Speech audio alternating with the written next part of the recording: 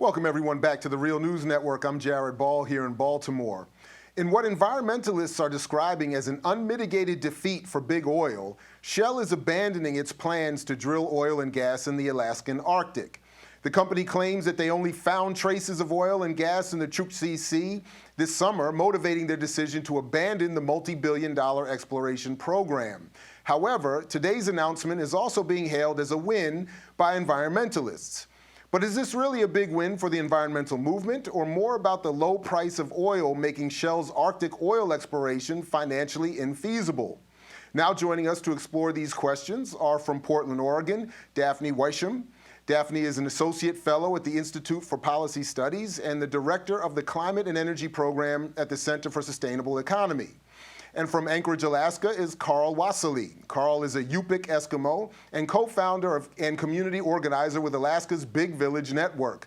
He has worked extensively on environmental sovereignty with tribal governments and communities in Alaska, including the Yukon River Intertribal Watershed Council and the Alaska Intertribal Council. Welcome to the both of you to The Real News. Thank you for having us. Daphne, if we could start with you, tell us what this means as you see it, and what perhaps the risks are going forward with oil spills in that region. Well, we knew that according to the Department of Interior's own studies, there would be a 75% chance of an oil spill, which would be completely impossible to clean up. I mean, the environment up there, as you know, is very hostile. Nearest Coast Guard stations over 1,000 miles away. So the chance of a spill being 75% or greater over the next 100 years, it just essentially meant we were going to sacrifice the subsistence dwellers that live in the Arctic and the environment. And we found that completely unacceptable. So, but what do you think about my initial question posed there in the intro? Is Shell's decision more about my assumption is they're not concerned about the potential risks going forward. Is their decision to stop drilling more about the pressure put on them by the environmentalist movement, or is it more about their claims that they weren't able to find enough oil to make it financially feasible for them? It wasn't just environmentalists that played a role in this victory. It was people of all walks of life, and in particular, Native Americans and First Nations peoples who took the lead and said this was a violation of their rights to survive, and we stood with them. In terms of whether or not it was a question of whether the price of oil was low or something else, we heard from within Shell, from people within Shell, that there were two factors that would affect their going forward with drilling in the Arctic. One was whether or not the price of oil stayed below $50 a barrel.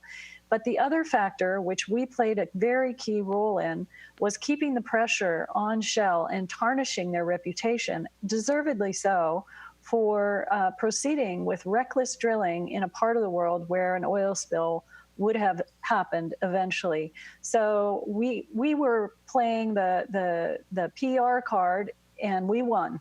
And we will continue to win like this as we call for no new fossil fuel infrastructure on the entire West Coast and no drilling in the Arctic. The president needs to take the Arctic off the table for drilling. And Carl, I ask you the same question, but I also invite you to add anything you like to that question. But we're also wondering if corporations are threatened there by the assertion of Indigenous treaty rights to the land, and what this might mean for what is reported as a 70 to 80% unemployment rate among Indigenous populations in that region. Yes, there's a number of points that you just made. To answer the question directly, the first one, I'll start by saying that, as Daphne said, that this was a win for not only Native Americans, environmentalists, and the Inuit and Indigenous peoples of Alaska, but it's a win for humanity and the planet. It's what we have is these regulations, the federal regulations that environmentalists and Alaskan Natives put in place to reduce the risk of an oil spill in the Chukchi Sea and the Beaufort Sea wasn't an oversight or these recommendations were put forth that Shell today is saying, well, there's uncertainty. Of course, there's uncertainty. We want to protect what we have left in the global nurseries of the Arctic Ocean that provide for life not only in the Arctic, but also the last of the wild salmon fisheries left on the planet, as well as the fish production and the fisheries that provide for the Pacific Northwest and is the last great American fishery. So this, from a national point of view, this is a win for fishermen. This is a win for Native American. This is a win for environmentalists. And this is also a win for the planet. Now, the Shell Oil will say what they say as they continue to downplay the public pressure of the millions of people that said Shell no. And that's really important to recognize that the public pressure on not only on the government, but also on Shell did play a role in not just the price of oil and not just Shell's operations. There are $11 billion wasted away due to their inability to actually find it in this really risky environment in the Arctic. You know, Daphne, you mentioned President Obama, and we're wondering if, in light of the fact and that, as you both are describing, of all this public pressure playing a big role in stopping Shell's exploration in the Arctic, do you find any sort of similar political will in American politics to support this movement? In other words, is there a political response, an appropriate or positive political response that you're aware of coming from the American political structure that would support going forward not only your call for Barack Obama's statement on the Arctic, but perhaps any other future president or political leader in this country? Yeah, well, one of the excuses that President Obama used for allowing Shell to drill and proceed to drill in the Arctic is that this was a permission that Shell had received from a previous president, from Bush. And so now the ball is definitely in his court. It's his turn now to take to lead the country and basically say, we will join other countries and corporations around the world and refuse to drill in the Arctic again. In fact, it would be fantastic if he were to lead the Arctic regions in calling the Arctic completely off limits for oil drilling.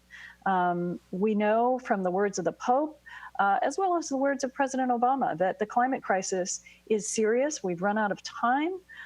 We are not avoiding the 2 degrees dangerous threshold that scientists tell us we need to avoid. We have exceeded it with our commitments to fossil fuel extraction around the world. We need to keep proven reserves, 80% of proven reserves in the ground, and all unproven reserves, and that includes everything in the Arctic, needs to be off limits if we're going to be stopping runaway climate change. So President Obama has nothing to lose, really, by taking a strong stand on protecting the Arctic. We have everything to lose. He has everything to gain. So, Carl, just let me ask you very quickly as we wrap up here, that's a similar question about the American political structure and the support that you do or do not find for your movement, and perhaps maybe a final word from you on what you would like to see from our audience or anyone else in response or support for what your efforts going forward. Yeah, thank you. I would like to tell the audience, you know, of course, that this is the continuation of a call to action to address this dirty fossil fuel business on this planet Earth. We do have the ability for a just transition to a renewable energy future that's sustainable for our future generations. Now we're looking at a time now where we can challenge these systems, challenge the biggest corporations on the planet, and the people rising up will be the reason that we can stop these dirty energy projects from not only destroying our local communities, but also our global community. So now's the time to stop Shell. No more oil and gas in the offshore. No more oil and gas, period. I'll take that home to your communities and let's rise up. There's another world that's possible. It's not just about stopping. It's also about creating the ability for our future generations to have a livable planet, fresh water, animals, and plants. Well, Carl Wassillie and Daphne Wysham, thank you very much for joining us here at the Real News Network. My pleasure. Thank you. Thank you. And thank you for joining us as well. And for all involved, as always, I'm Jared Ball here in Baltimore saying, as Fred Hampton used to say, to you we say peace if you're willing to fight for it. So peace, everybody, and we'll catch you in the whirlwind.